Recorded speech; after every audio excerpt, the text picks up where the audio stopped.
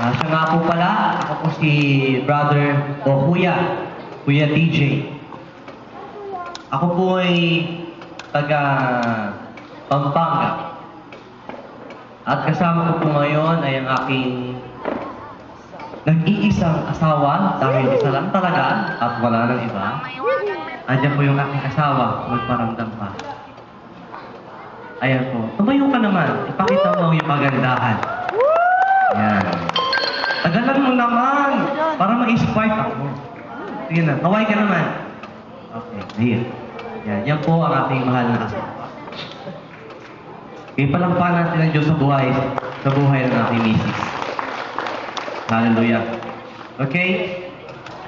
Ako po'y isang anak ng pastor. At marami nag-aakala na masaya ang maging anak ng pastor. Masaya, pero sa likod ng pulpito, maraming hindi nakakaalam kung ano ang buhay ng isang anak ng pastor. Ano ba? Mahal ako ng magulang ko, at katulad nyo, siguradong mahal din naman kayo ng inyong mga magulang. Pero dumating sa point na bagamat ako'y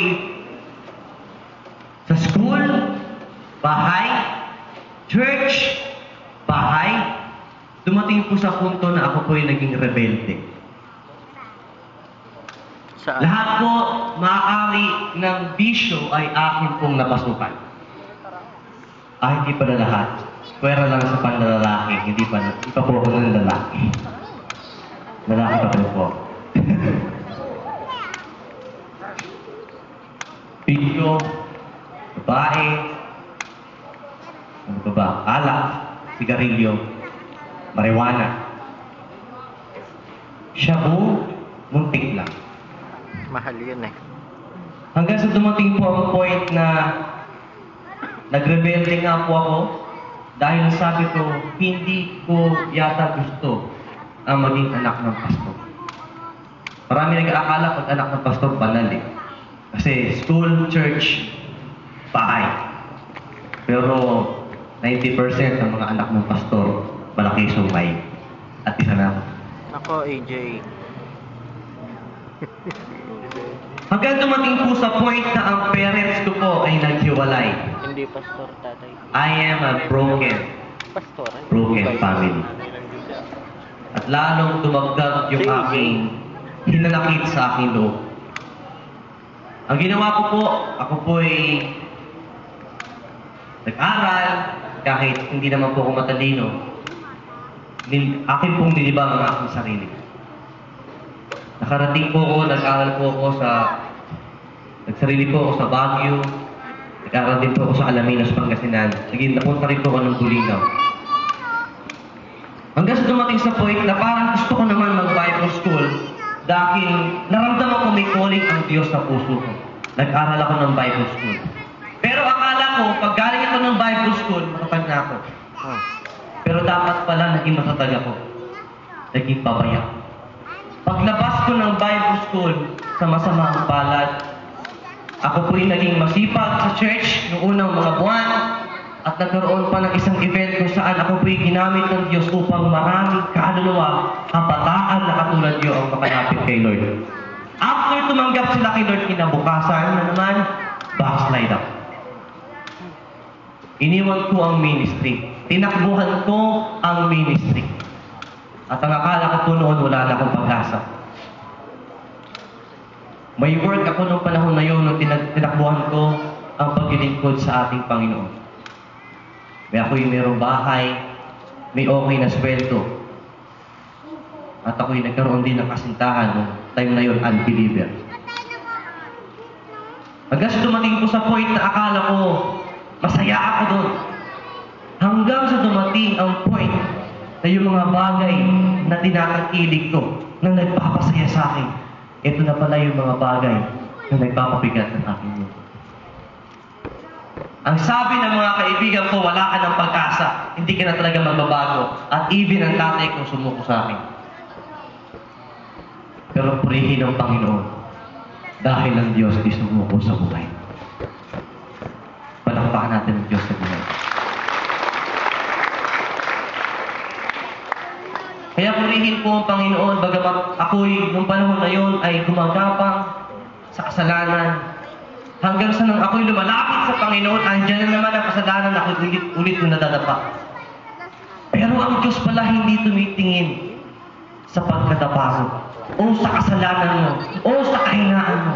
Ang pinipilang ng Diyos at ang tinitignan niya ay ang bawat pagbangon mo at muling paglapit sa Kanya. Hallelujah. Kaya kapatid, ang hamon ko po,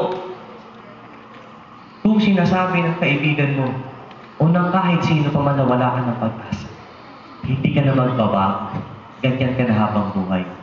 Kapatid, hindi totoo yan. Dahil habang may buhay, may pag-asa ng magbago. Dahil nandiyan ang Diyos, buhay, naghihintay, at nagmamahal sa iyo at sa akin. Marahil hinuhusgahan ka ng maraming tao at inaakala isa ka na lamang sampit sa mundong ito. Pero sa mata ng Diyos, mahalaga ka. Mahalaga ka sa Kanya. Sa ngayon po, purihin ng Diyos, isa pong black sheep na anak ng pastor, na ayaw maging anak ng pastor. Ngayon po, ay isa na pong pastor na naglilingkod sa ating Diyos na buhay.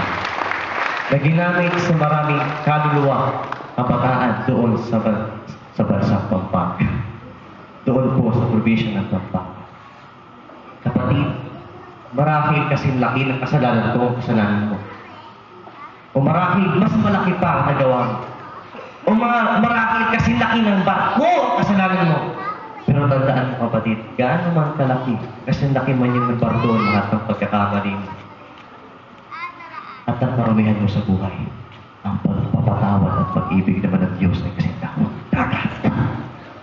Kasing lawak ng dagat, higit na mas malaki sa barko na kasalanan. Palakpakan natin ng Diyos na buhay. O palakihin natin, marahil karundo, kasing laki ng daigdig ang kasalanan mo, ang nakaraan mo.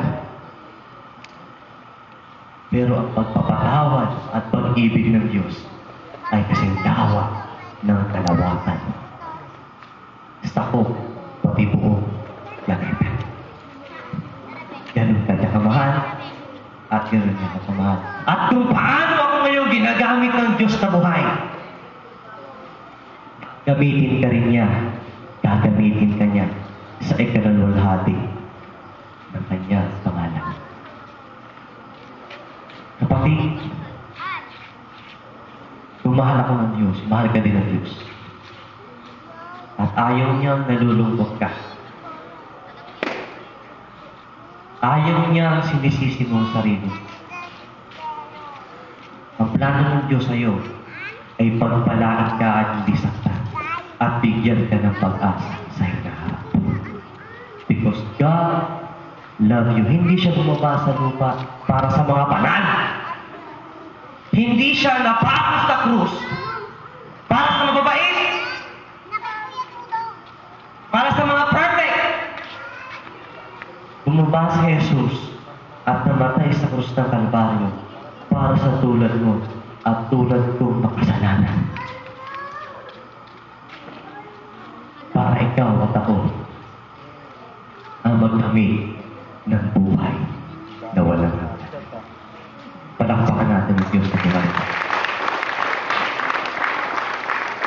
Kaya kapatid, ang gabing ito ay hindi aksidente kung bakit ka nandiyan sa upuan mo. Hindi ito coincidence. Ito po ay plano ng Diyos upang sa gayon, sa gabing ito, magsimula ang umpisa ng habang mo papalapit sa ating Diyos na buhay. Isang daan kung saan ang daan mo ay hindi ka maliligaw, hindi ka masasaktan. Ito ang daan patungo sa ating tagapagligtas na si Jesus. Sa Diyos po ang paboring. Palakpakan po natin ang Diyos na buhay. Magandang gabi po.